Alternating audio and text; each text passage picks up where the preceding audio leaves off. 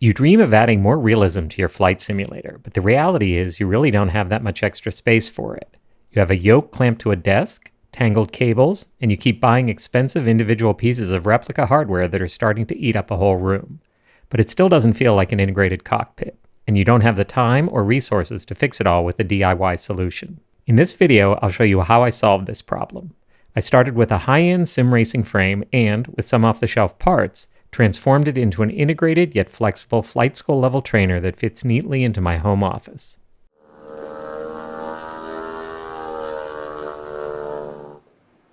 Recently I moved to a new city. That meant rebuilding my sim from scratch. It was a chance to fix what bugged me.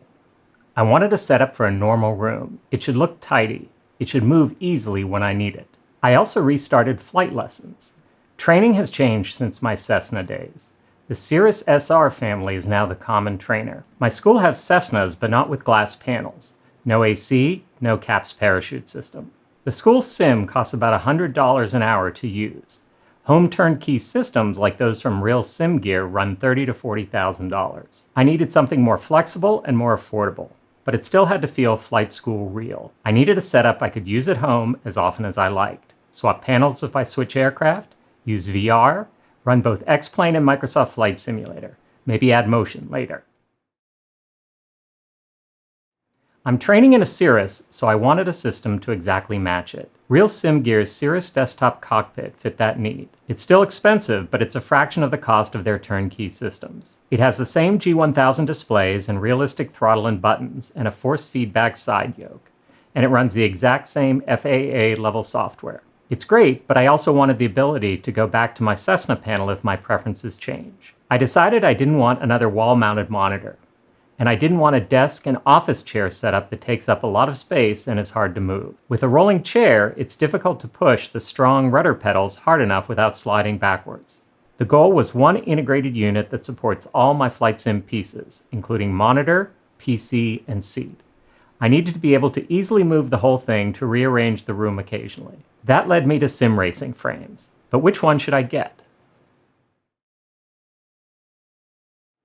I considered purpose-built flight simulator frames like Next Level Racing's Flight Simulator Edition, but these seemed less sturdy and less expandable to hold my Cessna and Cirrus panels. Track Racer also has some nice systems. Other high-end tubular racing systems look great, but are hard to modify. At one point I looked into Podium 1 motion-style rigs, but soon realized I couldn't afford or fit those. But I did see that they used both advanced sim racing and Sim-Lab frames. I eventually went with Sim-Lab, which seemed to be the more established long-time gold standard. Sim-Lab had just released their P1X Ultimate, a return to their classic non-angular modular design. With it, I can use off-the-shelf 80/20 style aluminum profile structural elements to adapt it to fit all my components. There is also a large ecosystem of sim racing bolt-on accessories for profile rigs. I know the Sim-Lab frame will be strong enough for a motion rig later on if I choose to add one. That was just the starting point. There was still a lot to adapt for flying. When I started assembling everything, I learned that racing seats sit much lower than seats in a GA aircraft.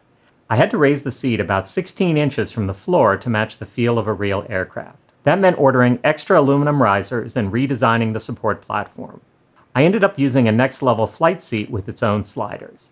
It's comfortable, adjustable, and fits the frame perfectly. The next thing I had to figure out was how to support the Cirrus cockpit panel.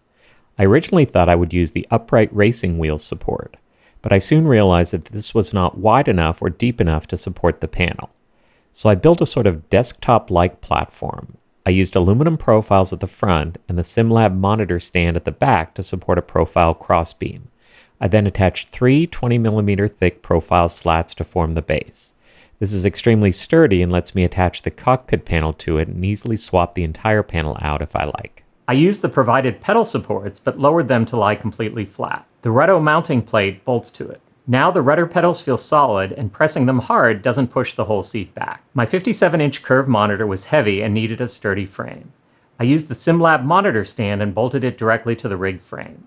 I extended the rig forward with additional profiles to form a platform to support the PC. Now the screen, seat, pedals, and PC all move as one. It feels strong, balanced, and solid. Once the structure was put together, it was time to add the finishing touches. I needed to add some extras that make the sim feel more complete. I mounted my iPad running ForeFlight on a swing arm, actually a repurposed track racer keyboard tray.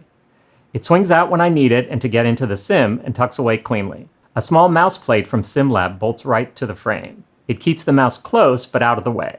I placed my studio speakers on short arms beside the monitor, angled just right at ear height. That gave me accurate sound and a clean look. My DAC sits on a bracket near the seat so I can reach the volume easily. Underneath, a tactile transducer and small amp add subtle vibration that makes the cockpit feel alive. The Elgato Stream Deck was an essential add-on for switching views in flight. I ended up just using Velcro to attach it to the cockpit panel. And yes, I even added a sim racing cup holder. It sounds trivial, but little touches like that make the rig livable day to day.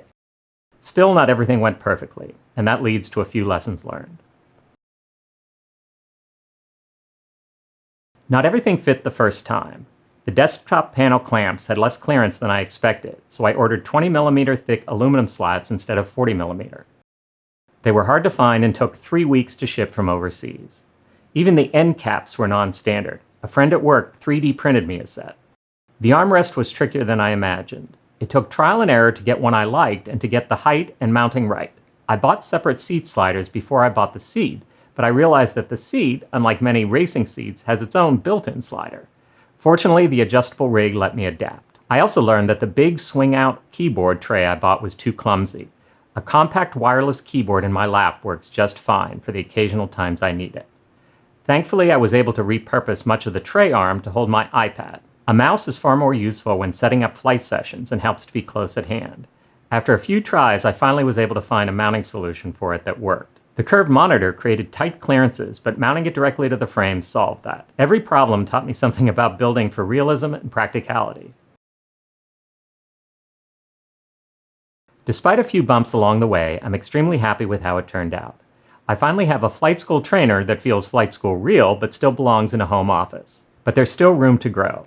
For now, I'm using a single curved ultra-wide monitor, but I'm excited for VR. I have a Pimax Crystal Super 57 ppd headset on order. When it arrives, I should be able to read gauges clearly and practice maneuvers and landings more realistically. As my training continues, I'll see how close this sim really gets to the real aircraft and whether it truly accelerates my learning. I'd love to hear your experiences if you've used sim racing style frames for flight. I'm particularly interested to hear if you've tried adopting these for commercial airliner style setups. That may be my next frontier. If you found some of these ideas useful, please subscribe and tell me in the comments what you'd build differently. Thanks and happy simming.